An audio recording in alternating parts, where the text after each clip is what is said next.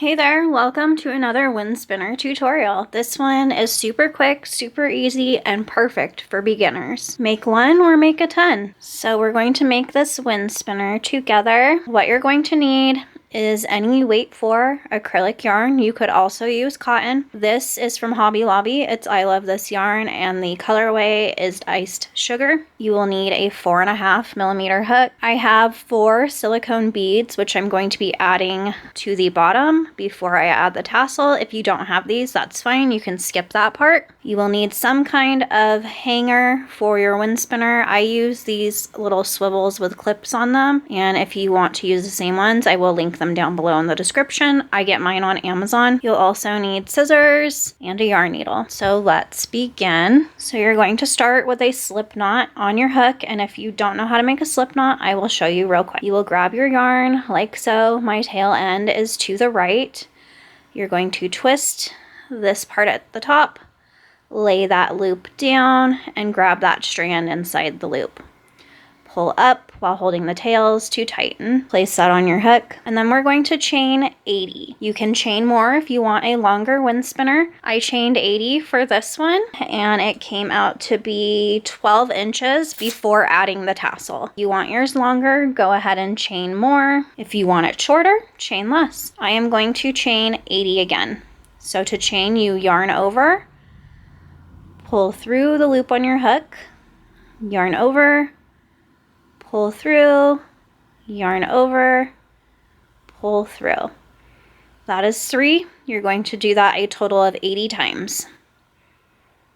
Okay, so I have my 80 chains, and now we're going to make single crochets. So instead of working through the top loops, I'm going to turn my chain so I can see the back of it, and I'm going to work into these back bumps of the chain. You can work in the top loop if it's easier for you. So you're going to insert your hook, pull up a loop, yarn over, pull through both. In the same space, insert your hook, pull up a loop, yarn over, pull through both. So we just made 2 single crochets into that space. You're going to make 2 single crochets into every chain all the way to the end. So again, for beginners, insert your hook, pull up a loop, yarn over, pull through 2, same space, insert your hook, pull up a loop, yarn over, pull through 2. Let's do it one more time. Next bump, we're going to insert our hook, pull up that loop, yarn over, pull through 2, same space, insert your hook, pull up a loop, yarn over, pull through 2. So make 2 single crochet and the rest of those back bumps, and I'll meet you at the end. Alright, so I've made it to the end of my row, and I am going to chain 1 after that last single crochet. I'm going to pull up a pretty long tail so I have something to work with later. It's about a little longer than a foot. I'm going to cut my yarn and then just pull that strand out. So now we're going to begin with that tassel. Right now you have 2 tails coming out of your wind spinner, and we're just going to work with those. So since I have silicone beads, I'm going to use my 2 tail ends to string those. I'm just going to thread both through my yarn needle and then string the beads on. If you don't have the beads, that's fine. The wind spinner looks just as cute with a little tassel. Feel free to do anything to just make it your own unique wind spinner. So I'm just going to thread this through my needle, and then I'm going to take each of my beads and thread this through them. And I just picked bead colors I had that happened to match my yarn, so that worked out really well for me. It's like it was meant to be. Now we're going to make the tassel. It would be helpful if you had something firm, so I'm just going to use like this post-it note set, and I'm going to take my yarn from my skein and just drape it over and then go around it a few times, and I think that's good enough. I'm going to just cut the bottom, and I'm going to leave everything as is. Right now I'm going to place it down so that it doesn't come out, and then I'm going to take one of my strands, so I only have 1 strand through my needle. I'm going to just insert it through here near the top, and then I'm going to, it's through one side, I'm going to take it back over and take it through the other side, and I'm gonna pull pretty tight. And then with that other tail that is not threaded, I'm going to make a knot with both of these tails.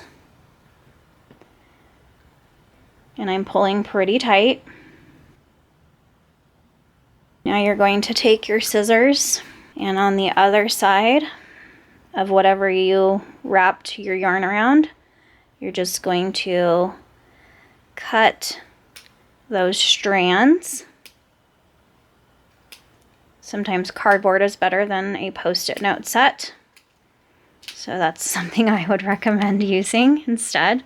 And then I'm going to try to give this a little haircut. So I have everything pulled down, so I'm just gonna cut as even as I can across the bottom. If it's not perfect, it's not a big deal. And then all we have left to do is take our little swivel clip. If you don't have this, I have made and hung plenty of wind spinners just using a strand of yarn. I've never had one snap or anything. So if yarn is all you have, that's fine. If you have a clip like this or something similar, you're just going to insert it through one of those single crochets at the top. Try to find the very top. I'm gonna go through here and then close your clip, and there is your wind spinner all ready to be hung up. I hope you guys enjoyed this tutorial. It was very short, perfect for beginners, extremely easy. I do have other wind spinner tutorials on my channel if you want to check those out, and I am working on more, so be sure to like and subscribe so you don't miss out on any of my future tutorials. If you like this video, consider giving it a thumbs up to help my channel. Thank you for watching, and I'll see you in another video.